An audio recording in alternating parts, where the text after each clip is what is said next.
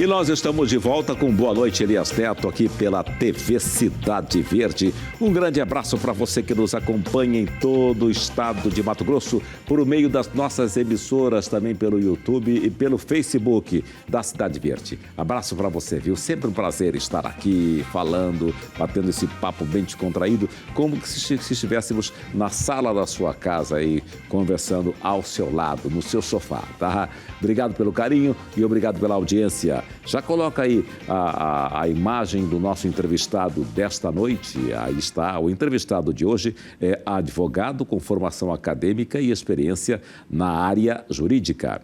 Graduado pela Instituição Cuiabana de Ensino e pós-graduado pela Universidade Federal de Mato Grosso.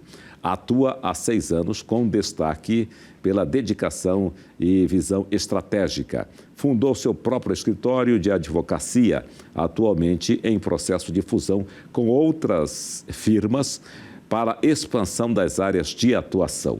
Além disso, foi juiz leigo do Tribunal de Justiça de Mato Grosso, ampliando sua visão prática sobre o direito e a solução de conflitos. Por isso, a gente diz boa noite, José Eduardo Rezende de Oliveira. Boa noite a todos. Tudo bom, meu caro? Tudo ótimo. Beleza. Por algum tempo foi dito, falado, por um tempo sobre o juiz leigo, né? Já tem um tempo que praticamente não se fala.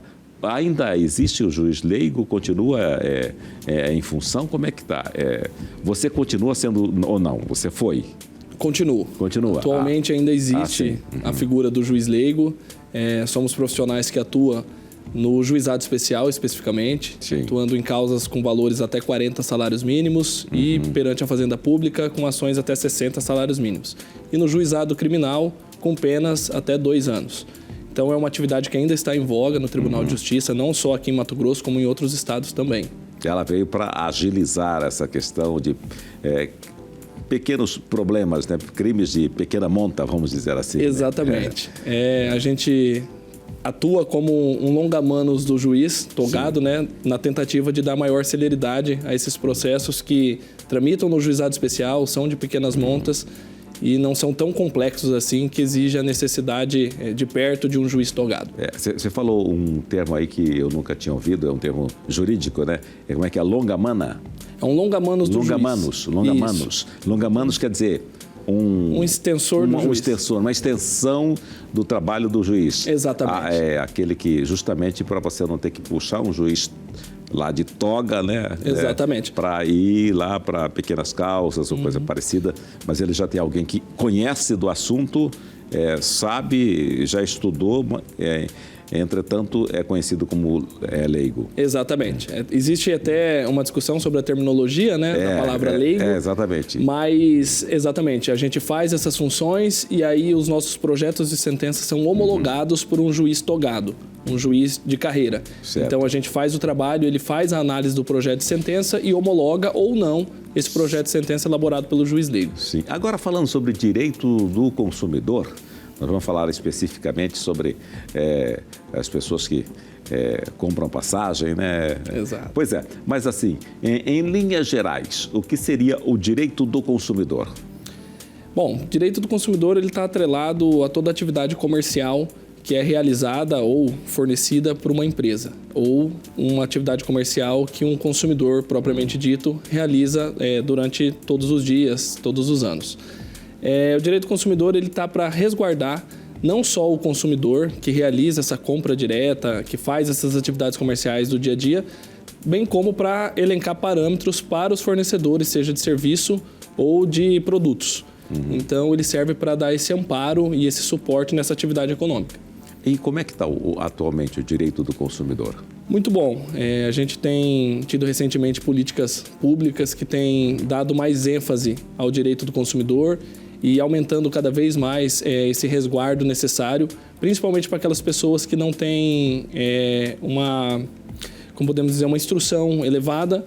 Então, o direito do consumidor serve para a gente colocar em pé de igualdade um consumidor, seja ele o mais hipossuficiente possível perante uma empresa de grande porte. Então, o direito do consumidor serve para equiparar essas duas partes. Você falou assim, principalmente para as pessoas que não têm instrução elevada. Mas quando que essa pessoa vai perceber que os direitos dela não estão sendo cumpridos? Olha, às vezes, em determinado contrato de prestação de serviço, ou financiamento, ou energia, água, aéreo, propriamente dito, que é a área que a gente atua, acaba que fica visível quando há alguma extrapolação dos limites. Sim. Então, a pessoa ela não pode ter a competência técnica, digamos assim, para resguardar ou buscar o seu direito. Mas a situação em si ela consegue perceber. Por mais vulnerável que ela seja, ela tem aquela noção imediata. E aí ela acaba buscando ou um órgão público ou um advogado privado para fazer valer esse direito do consumidor que resguarda ela. Então, assim, a princípio ela sabe que ela está sendo lesada. Ela só não consegue dar efetividade a isso. E aí é quando ela busca as instituições públicas ou um advogado privado. E você trabalha mais, né, com o consumidor que vai para as alturas, né, que pegam voo e tal. A demanda é muito grande desse setor? Muito grande. A gente tem por dia, em média, de 3 a 6 voos cancelados, isso nacionalmente. Então, quando a gente pega os maiores aeroportos, que a gente denomina como macros, por exemplo, Guarulhos, Viracopos, Confins, a gente tem uma alta demanda de voos cancelados, overbooks, extravios de bagagens, atraso. Então, a demanda realmente é muito alta. 6, você falou 6 a quantos de voos? 3 a 6 voos por dia. Coisa, né? É por muita dia. coisa, exatamente. Tem dias que extrapola. Dá uma média de 90 a 100 voos em situações como essa no Brasil, né? No Brasil. Normalmente, por que isso ocorre? Olha, existem diversos fatores. Desde fatores climáticos até fatores econômicos. Sim. Fatores da natureza, às vezes a gente tem uma tempestade em um aeroporto, um avião não consegue pousar ou não consegue decolar. Isso são os fatos naturais. Mas existem outros desdobramentos também que são os fatores econômicos. E isso aí a gente deságua lá no overbook, conhecido como uma prática quando a companhia aérea ela comercializa mais passagens do que suporta a aeronave. Sim. Então, o consumidor chega no aeroporto para fazer o seu embarque, a aeronave está lotada e ele é preterido no embarque. Ele é remanejado para um outro voo, seja horas depois ou até mesmo no outro dia. Então, aí a parte econômica, que a empresa comercializa até onde dá e até onde não dá. Até onde exatamente. Não dá, né? Além da conta. Além da conta. E aí o consumidor, que na maioria das vezes foi aquele que pagou o menor valor pela passagem, ele acaba sendo preterido por aquele que comprou a passagem às vezes 4 horas antes, 12 horas antes do voo. Então, a gente tem esse tipo de situação. Mas é complicado mesmo, então, né? Bastante. Porque aí é aquele consumidor que pagou o valor menor, na verdade, é um consumidor talvez mais organizado, ou não que aquele que comprou a passagem 4 horas antes seja desorganizado, às vezes é uma questão de necessidade, né? Exato. Urgência, e aí ele termina pagando sempre mais alto. Quanto mais próximo, mais alto o preço, né? Mas ele comprou 6 meses antes, pagou a prestação e tudo isso, se planejou, e aí ele não vai no voo naquele dia, vai no outro dia. Qual deve ser o procedimento desse consumidor? Olha, em casos de overbook especificamente, o consumidor, quando ele chega para fazer o embarque, ele geralmente já fez o check-in. Então, para ele está tudo certo. Ele vai embarcar no voo das 11 horas da manhã, digamos. Quando ele chega no aeroporto, ele é surpreendido com a notícia que o voo ou já foi cancelado ou está com problemas operacionais. São os argumentos que as empresas mais usam. Sim. Mas a gente tem hoje dispositivos de sites públicos que a gente consegue consultar se aquele voo aconteceu ou não. Então, à primeira vista, dá a entender que é um cancelamento ou um cancelamento por problema operacional. Só que quando a gente faz essa consulta, a gente verifica que aquele voo originário, contratado pelo consumidor, ele de fato existiu. Ele saiu às 11 de Cuiabá e chegou às 2 da tarde em São Paulo. E a empresa, para ele, vende a mensagem de que aquele voo foi cancelado ou não decolou por problemas operacionais. E aí a gente faz as recomendações necessárias para os consumidores, nesse caso, de sempre solicitar o termo de contingência, que é um documento exarado pela própria companhia aérea, tem previsão na resolução 400 da ANAC, que rege a matéria, e também preservar tanto o bilhete originário quanto o novo bilhete que a companhia emitiu para o embarque tardio ou para o próximo dia. São documentos fundamentais para a propositura da ação. Sim. E quando a coisa escala para um problema ainda mais sério, a pessoa vai, tem que entrar nesse voo para participar de um concurso. Lá, o cara se preparou por anos e ele espera até ter uma boa classificação, né? Pode ser a sua libertação econômica e tudo isso, e aí ele perde o voo, é remarcada para outro dia, mas já não resolve mais. Qual que é a indenização que cabe a essa pessoa? Se bem que aí, indenização, ou caso de morte, por exemplo, o cara vai para o velório, essa coisa toda. Isso é um tema muito importante, Elias. Inclusive, já aconteceu com a gente lá no escritório, um candidato classificado por uma prova oral de delegado em outro estado. Sim. Ele comprou a passagem com antecedência, se programou, ele tinha os índices de provas anteriores que era possível ele atingir a aprovação nesse certame. E ele, ao chegar no aeroporto, teve o seu voo cancelado. No caso, não era nenhum cancelamento, era um overbook. E aí o consumidor ele tem duas opções. Ou ele compra uma passagem caríssima na hora para não perder o certame, que geralmente é para o outro dia. Sim. Né? Ou se ele perder, a gente tem uma teoria chamada perda de uma chance. Que a gente precisa levar isso para o judiciário e mostrar para o juiz que ele era classificado para um certame de delegado, para uma fase oral, onde ele reunia todas as condições necessárias para lograr aprovação naquele concurso. E aí o juiz, na hora de dar a sentença, ele faz essa avaliação se realmente ele atingia, se era esperado que ele atingiria essa aprovação, e aí faz uma estimativa de quanto é um salário, um subsídio de um delegado de polícia e transforma isso em uma indenização.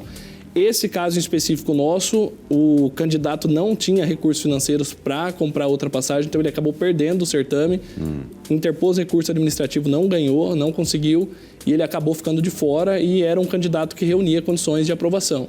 Então a gente levou isso para o judiciário, ainda caminha, né? Não teve sentença ainda, mas é um caso desse tipo. E casos de morte, infelizmente, ou as duas opções também. Ou a gente paga um novo bilhete com um valor alto, ou ele fica sem despedir do seu ente querido, infelizmente. No caso do delegado, do candidato a delegado, ele perdeu a prova. Perdeu o certame. Perdeu o certame. Sim, porque ele não consegue interpor um recurso e lograr êxito na fase administrativa perante a banca, porque é uma culpa exclusiva do próprio candidato. Sim. A banca poderia falar, olha, mas você poderia ter embarcado com 3, 4, 5 dias de antecedência. Então, por um fato de terceiro, certo? No caso, a companhia aérea, ele perdeu o certame e aí resta para ele buscar uma reivindicação no judiciário. Ou seja, em casos dessa natureza, concurso, algo assim, o ideal é que a pessoa realmente embarque 2 dias antes, 3 dias antes, né? Busca uma antecedência. É o recomendado, justamente para evitar esse tipo de problema. Mas aí tem aquela questão que, às vezes, a pessoa também não tem dinheiro para pagar o hotel lá em São Paulo, por exemplo, ou em outro estado, ficar esses dias todos, né? Mas aí não vem a questão, o prejuízo moral também para a pessoa? Também, além do prejuízo financeiro, né, a gente tem o desdobramento do prejuízo moral. Isso aí é enfrentado com muita cautela pelo Poder Judiciário. A gente tem já jurisprudência nesse sentido. E um caso importante que é o prejuízo material. Às vezes a pessoa passa um dia todo dentro do aeroporto e a companhia aérea segue ali o regramento da Resolução 400 ANAC, oferta algum auxílio material, só que na maioria das vezes esse auxílio material ele não é suficiente para suprir a necessidade do consumidor dentro do aeroporto. Hoje, se a gente vai ver o preço de um lanche no aeroporto, é astronômico, 30, 40, 70 reais. E às vezes o voucher que a companhia aérea dá não consegue suprir essa necessidade. E aí a gente recomenda que o consumidor, para saciar essas necessidades básicas, ele custeie do próprio bolso quando reunir condições e depois a gente pede a restituição na esfera judicial. Sim, eu sei que talvez você não saiba, né? Mas por que é tão caro o lanche no aeroporto? É uma matéria para muita discussão, né? Esses dias eu vi o rapaz, acho que ele estava numa lanchonete, coisa parecida, o cara falou para ele, mas por que é isso? Isso aqui está parecendo lanche de aeroporto, de tão alto que Exatamente. É uma coisa absurda, né? Absurda, que ao meu ponto de vista deveria ter uma fiscalização maior do PROCON, das instituições responsáveis, porque não pode ter essa disparidade de preço a depender do lugar, né? Chega a ser abusivo até. Às vezes já aconteceu de fazer aquelas escalas longas que você chega 8 da manhã, 9, 10 da manhã e aí vai embarcar 4 da tarde. Então você não tem jeito, você tem que almoçar. Tem que almoçar. Tem que almoçar. E aí já viu, né? O que você economizou da passagem que comprou com antecedência. Gastou na alimentação. Gastou na alimentação. Empata tudo, né? Isso. Quando não perde, né? Quando não perde, exatamente. Eu sei que você é jovem, né? Mas você chegou a viajar naqueles voos que eles ofereciam jantar e tudo isso? Você pegou essa fase? Não peguei. Não pegou? Meus pais pegaram. Não peguei. Mas era uma coisa de cinema. Era uma coisa de cinema, naquela época, né? Sim, exatamente. Eu cheguei a pegar. Era uma coisa realmente... Quando eu fiz faculdade, inclusive, uma colega minha, o pai dela tinha restaurante no aeroporto e fornecia esse jantar, né? É muito interessante. Voar era muito atrativo naquela época, né? E aí eu acompanhei assim, essa transição de a gente deixar de ter um atendimento boutique, digamos assim, e passar a ter um atendimento mais acessível para aquelas pessoas que realmente iam a trabalho, bate e volta. Então, assim, por um lado, tornou um pouco mais acessível o transporte aéreo. Mas a gente perdeu algumas perfumarias também, que era muito boa, né? Exatamente. Agora, quando o consumidor, qual é o tempo que ele tem do direito ao arrependimento? Ele compra uma passagem, aí de repente ele quer devolver a passagem e ter o reembolso. Tem um espaço de tempo que ele pode fazer isso? Temos um espaço. Hoje o CDC ele permite a gente ter, por toda compra realizada na internet, o direito de arrependimento em 7 dias. Sim. Mas existem situações em que o passageiro às vezes compra esse bilhete de embarque no balcão de atendimento. E aí a gente tem que respeitar as resoluções que são elaboradas pelas próprias companhias aéreas. Existe um ponto muito discutido a respeito das multas que eles cobram pelo cancelamento, ou pelo reembolso, ou pela remarcação, que às vezes chegam até 50% do valor do bilhete. Então, a depender da tarifa que ele compra, às vezes é uma tarifa light ou uma tarifa promo, ele acaba tendo esse valor de multa significativo. Sim. E aí, a depender do valor, a gente consegue discutir judicialmente. Mas se for um valor que esteja dentro dos parâmetros que a gente entende como necessário, como justos, às vezes nem tão justos assim, mas está de acordo com o que prevê a jurisprudência e tal, aí a gente não consegue. E aí, então, por isso a gente recomenda sempre, na hora de comprar a passagem, analisar se a tarifa que aquela passagem que você está comprando realmente te atende de uma forma eficaz em caso de eventual pedido de desistência, algo assim, para você não ser surpreendido. Então, quando é passagem de grupos de pessoas, a gente sempre alerta, olha, às vezes compensa pagar um pouquinho mais caro, porque se porventura for necessário cancelar, a gente tem uma tarifa que permite uma multa de até 10%, 15%, diferente de uma tarifa light ou promo que a gente pode chegar até quase 50%. Sim, promo é na promoção. Na promoção. Na promoção, exatamente. Você disse que pela internet, 7 dias.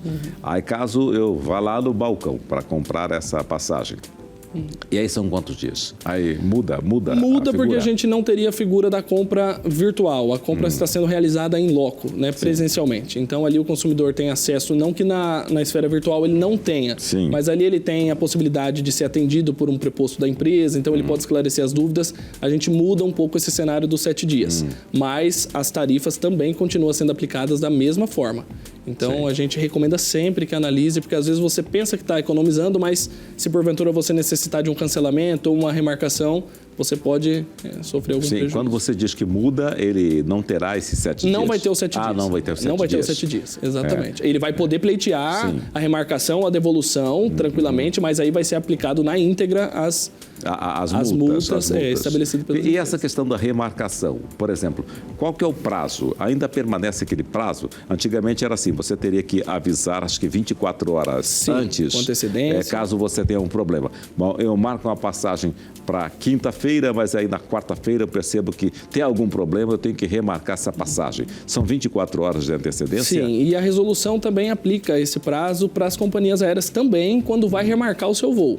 Às vezes, o consumidor ele tem necessidade de alterar, remarcar, mas as companhias aéreas também, às vezes, remarcam o seu voo. Às vezes, você tem um voo marcado para as 10 horas da manhã e aí a companhia aérea um dia antes manda lá no seu e-mail ou no seu aplicativo, olha, seu voo foi remarcado, não é mais às 10, agora é às 4. Isso aí é um ponto de muita discussão também, Elias. A resolução 400 ANAC estabelece que a empresa tem que avisar com 72 horas de antecedência. Sim. E aí a discussão paira nessa comunicação. Como é que se dá essa comunicação? É de forma virtual? Ela tem que ligar para o consumidor? Porque às vezes você emite a sua passagem pelo e-mail, acabou, estou aqui com o meu voucher, geralmente a gente coloca ele na carteira do celular, esquece. Está resolvido. Exatamente. E às vezes essa comunicação ela é feita por uma via que não te atinge, você não toma ciência. Não dá acesso. Exatamente. Quando você chega no aeroporto, você é surpreendido, mas aí a empresa fala, olha, mas eu te avisei. E aí essa discussão que a gente tem a empresa tem que avisar com 72 horas de antecedência, geralmente eles avisam, só que esse canal que eles estão avisando às vezes não é de forma efetiva, não atinge de fato o consumidor. Aí a gente tem duas situações. A empresa cumprindo com o regramento da resolução 400 da ANAC, porque ela te avisou com 72 horas de antecedência, e um consumidor que não foi avisado porque não leu aquele canal ou não viu. Perfeitamente. Então, aí... porque nos últimos tempos, eu, por exemplo, vejo pouco e-mail. Eu não abro tanto e-mail. Às vezes tem informações importantes que eu preciso abrir e às vezes eu pego em cima da hora, coisa parecida.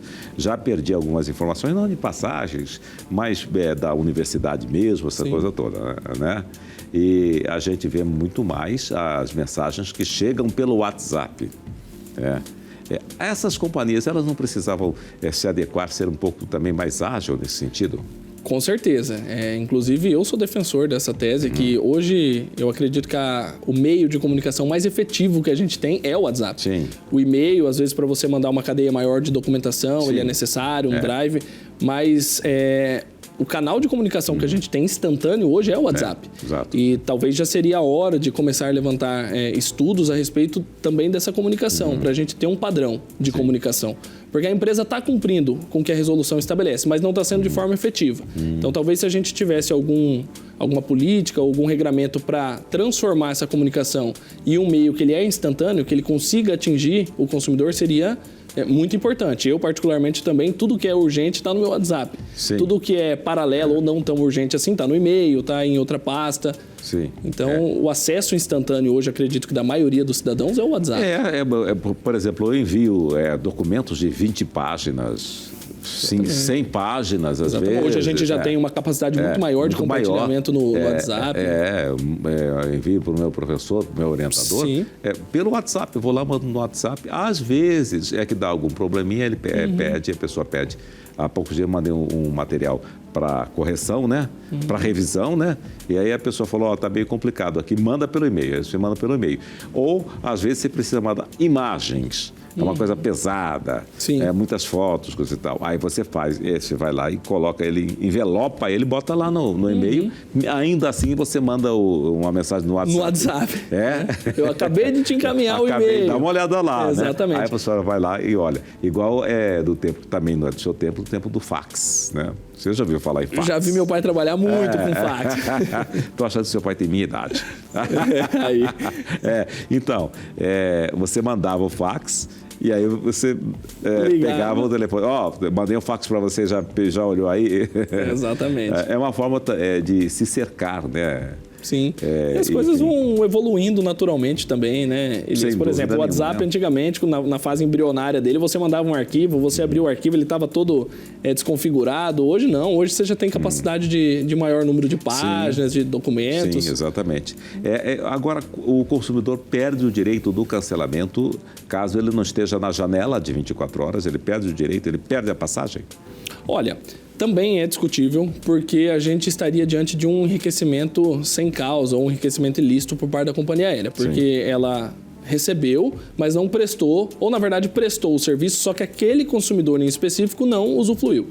Então, dificilmente o consumidor ou a companhia aérea vai deixar de atender esse pedido, seja na via administrativa ou judicial. Mas existe a possibilidade de perda, sim, principalmente quando a gente está ali dentro da decadência, da prescrição, se o consumidor não se atentar a esses prazos. Né? Então, ele pode vir, sim, a perder. Me explica, você falou dentro da decadência. Decadência e prescrição. Prescrição. Quer dizer o quê? Trocando em miúdos. Em miúdos. A prescrição, para o leigo, nesse caso. É a possibilidade que você tem, a prescrição de pleitear o seu direito. Entendeu? Hoje o CDC ele estabelece que são 5 anos. A gente tem alguns estudos que apontam um prazo um pouco menor para restituição de valores. Por exemplo, o direito material que a gente fala, que é aquele prejuízo de ordem financeira. Então, existem algumas teorias que são aplicadas dentro do direito passageiro aéreo sobre uma limitação do valor a ser ressarcido com relação ao que você gastou ou a que você consumiu no saguão do aeroporto, por exemplo, mas o dano moral não tem isso. Então, o dano moral hoje, dentro do direito do consumidor, o pleito do consumidor é de 5 anos. Então, se você comprou uma passagem 5 anos atrás, está dentro desse período, você consegue demandar judicialmente sem nenhum problema. Com relação ao dano material, a gente esbarra um pouquinho nessa limitação temporal aí. Tá? O lanche do aeroporto é mais gostoso ou depende? Eu não gosto. Eu não gosto. Às vezes ele se torna mais gostoso, porque às vezes a maioria dos brasileiros que estão dentro do aeroporto é num motivo de felicidade, né? Férias, tal. Então aí tudo é bom. Exatamente. Mas para quem está naquela correria ali não é muito bom, né? A impressão que eu tenho é que eles usam justamente dessa emoção. Emocional. Hoje tudo é emocional, né? A emoção é igual a Bolsa de Valores, né? Exatamente. Bolsa de Valores que ela vive pela emoção. Razão ali, não existe razão nenhuma. Exato. Né? E quando você tira o fator emoção, geralmente as coisas, né? Ixi, Maria, aí vem a tal da razão e às vezes ela vem meio brava, né? Brava. Ocorreu um caso com um palestrante que ele veio palestrar, fazer uma palestra aqui em Cuiabá. Ele chegou a Cuiabá, ele fez a palestra. Só que o avião fez uma escala em Campo Grande. E ele desceu no aeroporto de Campo Grande e pronto, e não foi. Ele foi pegar Uber para ir para a palestra. Ele se equivocou. Que ele não fez a escala. Ele desceu na conexão. Exatamente, ele fez a escala. Mas ele desceu. Né? E aí ele ligou para a pessoa que, olha, eu estou esperando o carro aqui. Vocês não vêm me buscar? Como é que vai ser e tal? Conforme nós combinamos para me levar para o hotel e ir para a palestra, né? Aí a pessoa falou, não, mas nós temos uma pessoa com carro aí no aeroporto, estão à sua espera. Onde que o senhor está? Eu estou aqui em tal lugar, assim, assim. Mas como é que é o nome? Aeroporto, falou de tal. Poxa vida, o senhor está a 800 quilômetros da gente, o senhor desceu em Campo Grande. E ele confundiu. Ele confundiu. E era um simpósio, né? E ele transferiram a palestra dele para outro dia. Essa pessoa, ela teve que necessariamente pagar uma passagem lá para cá ou ela conseguiria Olha, nesse tipo de situação, as companhias aéreas, elas entendem o caso e elas acabam remarcando esse passageiro para um outro voo, seja horas depois ou para um outro dia. Sim. Se tiver disponibilidade. Se não tiver, aí ele tem que custear. E nesse fato em específico, a gente está diante da responsabilidade do consumidor. Sim. A companhia aérea prestou o serviço dela normalmente. Então, para demandar judicialmente, a gente precisa ser justos também. Sim. Então, foi um equívoco do consumidor. A empresa, por mera liberalidade, pode fornecer um voo com horas mais para frente ou no outro dia, mas por liberalidade, não por obrigação. É responsabilidade do consumidor, assim que ele recebe o cartão de embarque, estar atento, seja para portão de embarque, seja para horário, aeroporto, escalas. Então, isso aí é uma responsabilidade que é transferida para o consumidor. Sim. E a empresa, por mera liberalidade, poderia ter realocado ele em um outro voo dela ou até mesmo de outra companhia. Sim. Mas aí fica a critério da companhia. Me diz uma coisa, nos últimos tempos as pessoas não levam mais quase que aquela bagagem enorme, mesmo em casos que passar um mês em tal lugar, mas elas não levam, as pessoas levam uma bagagem condizente e que elas podem ser levadas lá em cima também. Normalmente, quando a gente entra, a comissária de bordo avisa, as bagagens devem ser acomodadas acima das poltronas e as mochilas nos seus pés. Né? Sim. Aí ocorre que, às vezes, muita gente vai acomodando lá, vai coisa e tal. Isso pode gerar um problema, uma multa para o consumidor? Pode.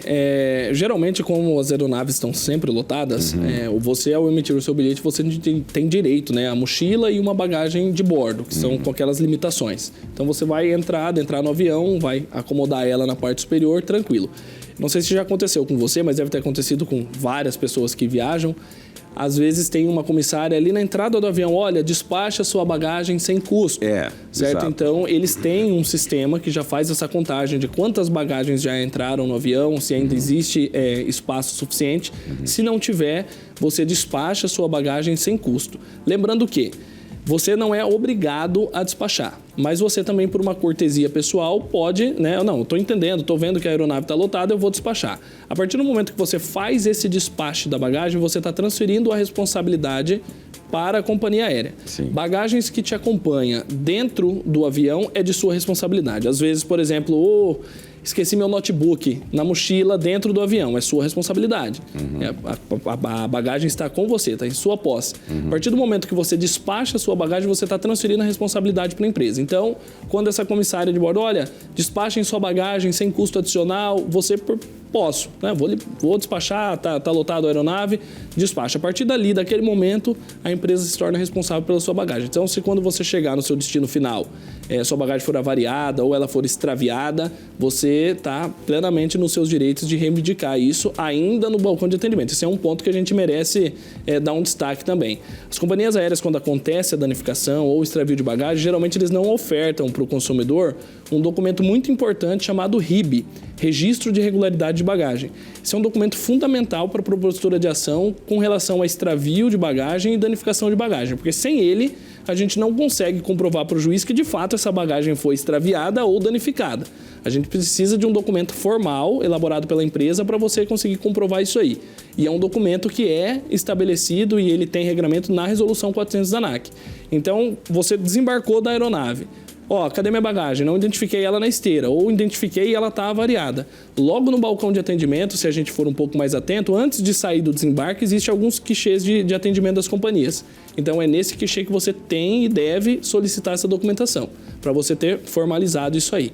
Então, assim, são fatos que, às vezes, a maioria dos consumidores não sabe. E se você desembarca e não emite esse documento, aí... Você perde. Complica, perde. Você perde. Saiu do aeroporto, você perde. Exatamente. Porque aí passa a ser a sua palavra contra a da companhia aérea. Não, mas você não despachou. E aí, como que você comprova, né? Perfeitamente. Principalmente quando você despacha ali já na entrada do avião, que você não despachou lá no check-in. Quando você despacha lá, você tem etiqueta. Sim. Geralmente, quando você despacha ali já entrando no avião, eles colocam a etiqueta, mas às vezes não te dá o papelzinho. Então, você só despachou. Você não tem como comprovar. Não tem como comprovar. Muito embora exista a inversão do ônus da prova a favor do consumidor, a gente precisa do mínimo probatório necessário. Né? E esse documento... Tem que estar tudo escrito, tem que estar ali. Tudo escrito, exatamente. A pessoa tem que se calçar. Se calçar. Teve um caso, uma viagem em família, e aí uma sobrinha minha foi com a gente, aí a mala dela veio meio aberta, rasgada. Assim. Rasgada não, ela descosturou um trecho assim, né? Porque isso que bate muito lá né? Bastante. Bate bastante, então.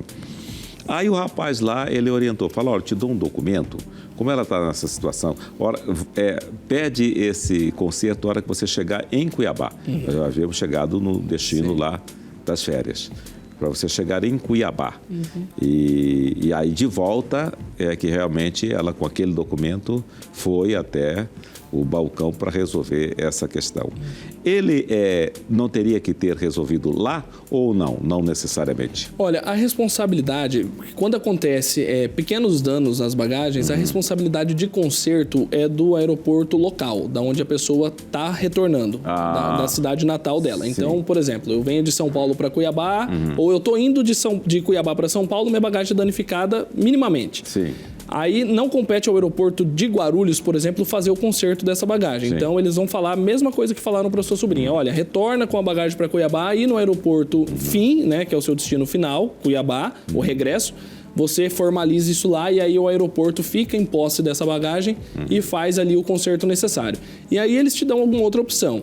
Por exemplo, se ele vê que é um detalhe mínimo, eles te dão a opção de te dar uma nova bagagem que eles têm lá já em estoque. É uma bagagem bem simplória, exatamente. Ou eles te descartável. Dão isso. Ou eles te dão a opção de realizar o conserto. E aí você tem que aguardar, né, o prazo que eles estabelecem. Não tem um prazo certo. Tem um prazo certo para entrega de bagagem, que é de 7 dias para voos nacionais e 21 para voos internacionais em caso de extravio. Mas para conserto a gente ainda não tem um regramento. Mas eles oferecem sim. Ou eles te dão um voucher, que pode ser comercializado com passagem aérea. Por exemplo, olha, Elias, a sua bagagem que eu estou analisando, eu vou te dar um voucher cortesia de R$600. Aí você faz o cadastro no aplicativo da companhia aérea e você tem R$600 para comercializar de passagem. São algumas formas que eles tentam minimizar esse dano. Se for uma bagagem, uma malinha já meio vencida, o voucher aí fica bom pra caramba, né? Maravilha, né? Maravilha, né? Exatamente.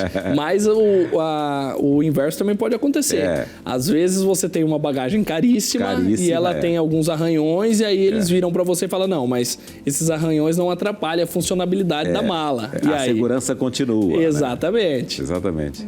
Aí você não tem mas é caríssima, não tem esse argumento, não funciona. Não funciona, aí você vai ter que recorrer ao judiciário. Mas eu já tive bagagem, por exemplo, que deveria descer aqui em Cuiabá e foi parar em Brasília. Certo. Ela veio nesse espaço de 7 dias, coisa Isso. e tal. Ainda que ela venha, eu teria condições de entrar juridicamente contra a empresa?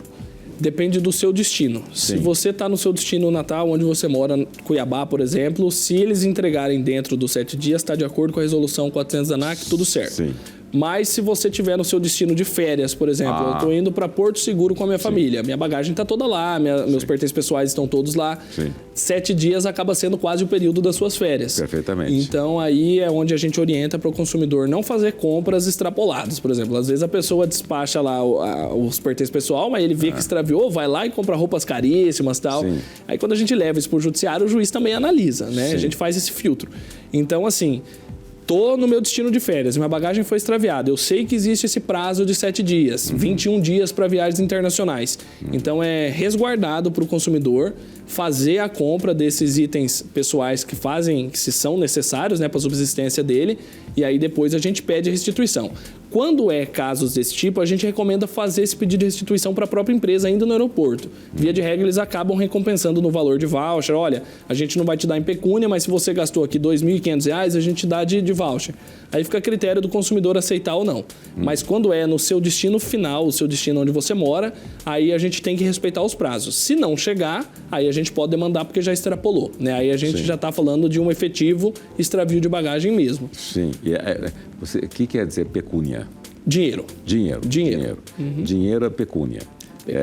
Exatamente, né? Porque às vezes a pessoa fica totalmente perdida, né? Exatamente. Vou te dar exatamente. E acontece, viu, Elias? Às vezes a gente tem pessoas de baixa instrução, como eu te disse, chega lá no aeroporto, às vezes elas ficam com vergonha, ficam com receio de reivindicar o direito, às vezes acaba sendo prejudicada e quando ela não tem um profissional, aí que piora tudo mesmo, porque a pessoa realmente fica no prejuízo. Mas quando tem esses prepostos das empresas, principalmente esses que atuam nesses campos de frente, eles já são instruídos a tentar minimizar o dano ao máximo, mas minimizar o dano para a empresa, não para o consumidor. Sim. Então ele vem ali, olha, a senhora vai ter que abrir um registro, às vezes você pega uma pessoa de baixa instrução, ela não tem capacidade técnica de preencher aqueles 2, 3 formulários que eles dão. Então a pessoa acaba às vezes desistindo disso. Como eu disse, perguntei a você, né? Como nós estamos aqui num veículo aberto, né? A gente tem que, às vezes, traduzir alguns termos, né? O que é pecúnia? É dinheiro. Lá, naquele relatório que você tem que preencher, muita coisa vem que a pessoa também... Você não conhece. Isso intimida.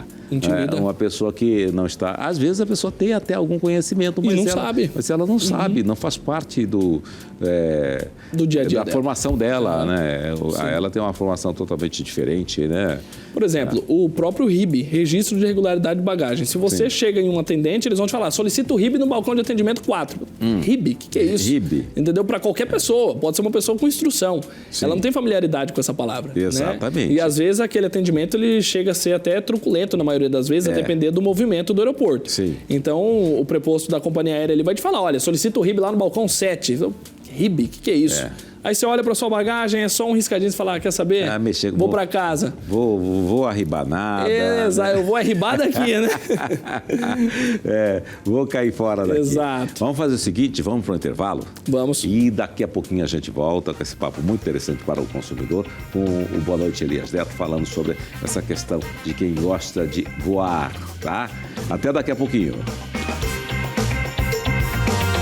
E nós estamos de volta com Boa Noite, Elias Neto. Estamos conversando aqui com o advogado José Eduardo Rezende de Oliveira, falando sobre os direitos do consumidor, especificamente quando você vai para o aeroporto, pega um voo e vai para outros lugares do país, voos internacionais, enfim, são essas condições. Agora, como é que quando, por exemplo, situações da natureza em que o avião sofre aqueles... Como é que fala? Aqueles solavancos, esqueci agora como é que fala. Turbulências. Turbulências. Sofre uma turbulência muito forte, que aconteceu recentemente, né? Parece que o avião desceu 300 metros, essa coisa toda, e a pessoa sai dali machucada, ferida, tal, né? Como é que isso já está automaticamente, a empresa automaticamente já vai trabalhar para os direitos da pessoa, ou a pessoa tem que procurar os seus direitos, ainda que haja toda essa prova? Olha, nesse tipo de situação, a gente está diante dos fatores externos, né, que são atrelados à natureza. Por exemplo, a questão da turbulência, ela é um fator natural. Então, quando um consumidor ele vem a ser prejudicado ou ele sofre algum tipo de ferimento, existem regramentos basilares, né, que as companhias aéreas têm que seguir com relação a sistemas de segurança. Então, a companhia presta esse auxílio imediato ali, e se porventura tiver algum outro desdobramento que extrapole um pouquinho essa questão, que não seja algo tão simples assim, o consumidor ele pode demandar a empresa se for eventualmente um caso, por exemplo, de uma cirurgia, se fizer necessária, algo nesse sentido. Então ele pode, porque ele está contratando um serviço e a empresa tem que prestar de forma eficaz. Por mais que seja um problema atrelado à natureza, ele tem esse direito desse suporte, eventualmente se for necessário, por parte da companhia aérea. Agora, se for casos realmente que não tem o que fazer, que é um caso natural, por exemplo, um desastre, aí a empresa tem algumas excludentes de responsabilidades, mas nunca 100%. Ela não pode deixar esse consumidor desamparado só pelo fato daquele problema ter originado por um problema natural, da natureza. Então, ela tem algumas balizas sim a seguir, mesmo que seja um fator natural. Porque você falou agora de acidente, né? Essa questão toda. Você se lembra de 2006, aquele avião que caiu aqui em Mato Grosso? Acho que foi em Peixoto? Lembro. Então, me parece que as pessoas ainda lutam pelos seus direitos até hoje. Sim. E por que enrola tanto, por que demanda tanto tempo para essas questões? Olha, situações dessa natureza, a gente tem que ter claro que hoje o sistema judiciário brasileiro, a gente tem duas divisões. O juizado especial, que são ações de pequenas causas, né? E a justiça comum, que é a justiça estadual, que é onde demanda as ações mais complexas. Via de regra, essas demandas, principalmente quando envolve óbito ou algo um pouco mais complexo, elas são propostas na justiça comum. Então, tem um tempo mais elevado, porque você tem uma carga probatória, provas necessárias que são produzidas, que são um pouco mais extensas, mais complexas. Então, a gente tem realmente esse tempo longo de análise. Poderia ser menor, mas quando a gente olha para dentro do judiciário, a gente vê também que, às vezes é comigo, mas o judiciário tem mais centenas de causas assim, que aconteceram com outras pessoas. Então, o tempo que demora, às vezes, a gente não compreende o porquê. Mas um pouco tem a ver com essa complexidade das provas que são produzidas nesses tipos de situação. Eu até recomendo uma série que está passando na Netflix agora, que retrata aquele acidente da TAM no aeroporto de Congonhas. Sim. Ali a gente avião passou direto. Exato. Ali a gente tem, claro, Elias, essa responsabilidade tanto da empresa quanto das instituições que eram responsáveis por analisar todo o sistema de aviação. Sim. Então, vale a pena perder ali um minutinho e analisar, porque ali fica bem explícito como um acidente acontece. Existem vários documentários que passam no YouTube, em outros canais, que retratam e até afirmam que para um acidente aéreo acontecer, precisa reunir diversos fatores para chegar naquele denominador em comum para poder dar um acidente.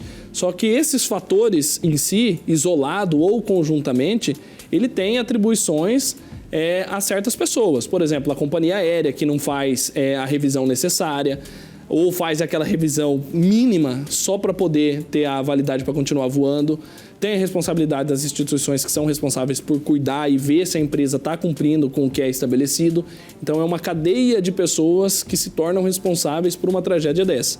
E aí, por exemplo, nesse avião da Latam, nem foi necessário, me parece, que fazer a judicialização individual por pessoa. A própria companhia aérea já estabeleceu um valor de indenização que, às vezes, a vida é imensurável, né? O valor. Sim. Não se sabe qual é o valor necessário para suprir a ausência de um filho para um pai, que existe esses casos lá nesse avião. Então, assim, a própria empresa de prontidão já viu, mas quantos acidentes vão ser necessários acontecer para a gente esperar uma boa vontade dessa da companhia aérea? Então, isso aí é inadmissível. Então, essas pessoas, essas empresas, os órgãos responsáveis têm que ser ativos para evitar que isso aconteça, tá? Sim. Agora, no caso aqui do acidente em Mato Grosso, do avião da Gol, ficou claro, restou provado que teve um problema com aquele Legacy. Sim. Que eram pilotados por 2 pilotos americanos, né? O Youssef Lepore e o outro, não me lembro o nome dele, Paladino, não sei o que é Paladino lá. Tá. E aí, a empresa dona do Legacy, como é que fica o acionamento dessa empresa? Porque me parece que há uma responsabilidade significativa, né? Sim, com certeza. Principalmente por um instrumento que não estava funcionando pelo não acionamento, né, de um dos pilotos, que é o transponder, que eles falam que é um sistema que faz aquela comunicação quando 2 aeronaves estão em rota de colisão. Então, a responsabilidade dessas empresas já seria um viés internacional. Então, a gente demandaria, mas ela já teria uma outra instância para a gente conseguir atingir. Por exemplo, o que ficou muito claro para todos é que os americanos vieram aqui, pegaram os 2 pilotos e falaram: tchau, Brasil, você resolve aí, e os nossos a gente está buscando de volta, né? Sim. Então, e aí, como que fica? Será que a responsabilidade é só da Gol? Será que é os consumidores que vão ter que demandar essa empresa? Veja só, um consumidor perante uma empresa americana, quem é que tem mais força? Por mais que a gente tenha essa tentativa do Código de Defesa do Consumidor equilibrar as partes, mas é claro o desequilíbrio, né? Então, aí a gente já começa a pensar que seria o próprio Ministério Público Federal que deveria acionar essa empresa, ou a própria Gol, com toda a estrutura que tem, acionar essa empresa para a gente ter a responsabilidade, né? Porque a Gol vai ser e foi acionada de qualquer forma pelos consumidores, mas a responsabilidade não repousa somente sobre eles, né? Tem um outro envolvido de outro país, então aí a gente tem que analisar qual é a instituição, ou qual é a empresa, ou qual é a pessoa que a gente tem condições de brigar em pé de igualdade, certo? Que ao meu ver, o consumidor é o que menos tem. Então, caberia ao Brasil como nação. Ou que não tem, né? Exatamente. Não tem nenhuma responsabilidade. Por isso, ele é, acima de tudo, vítima, né? Vítima. E aí os familiares, tal, e como você já disse, né? Não há o que pague, né? Não há o que pague. Mas uma pena é preciso ser com certeza. aplicada. Nesse caso aí, a questão diplomática não teria que entrar em ação, Itamaraty, algo assim? Não teria que terem esse envolvimento bastante mais próximo? Mais acho próximo. que teve, sim, alguma coisa, né? Teve, mas, ao meu ver, particularmente, não foi efetivo e nem bastante, né, pro caso. Por exemplo, a gente brinca, né? Quer fazer incomodar, coça no bolso. Mas o que é uma indenização para uma empresa dessa, Elias? Nada. Entendeu? Então, assim, quando você fala necessidade de pena, realmente tem que ter a pena. Porque além do viés financeiro, a liberdade talvez é o que mais toque nessas pessoas. Sim. Porque dinheiro, às vezes, a depender do que eles faturam, é insignificante. Então, não vai ser nem pedagógico, digamos assim, para evitar que eles façam outra atividade dessa, né? Ou outro descuido desse. Então, eu acredito, como eu disse, que essas pessoas ou essas instituições, Procuradoria-Geral, que tem mais força, deveria ter acompanhado mais de perto, né, para a gente tentar entrar nesse pé de igualdade e realmente atribuir a responsabilidade efetiva para aqueles que causaram, não só financeira, como criminal também. Sim. Há casos como, por exemplo, a queda do avião que transportava a Marília Mendonça. Me parece que foi pane seco, não foi? Pane seco. Tá. E aí, como é que fica essa situação? Porque eu acho que a gente consegue pegar como exemplo claro disso aí, de uma responsabilidade cível e criminal, o que aconteceu com o avião da Chapecoense. Sim. Uma pane seca. Pane ali seca a gente está literalmente diante de uma situação econômica, né? Acima de vidas. Certo. Né? Muito bem. O papo está muito bom, né? Mas aí nós temos um tempo pré-determinado, né? E quando o papo está bom é assim, vai rápido, né? Muito obrigado pela sua presença aqui. Eu que agradeço. Um bom trabalho e siga aí nessa linha, né? De defender os consumidores. Obrigado, hein? Eu que agradeço. Boa noite. Boa noite. Bem, a gente fica por aqui. Muitíssimo obrigado pelo seu carinho, sua audiência. A gente se vê aqui na TV Cidade Verde, de segunda a quinta, de 19 às 20 horas. Um abraço. Até.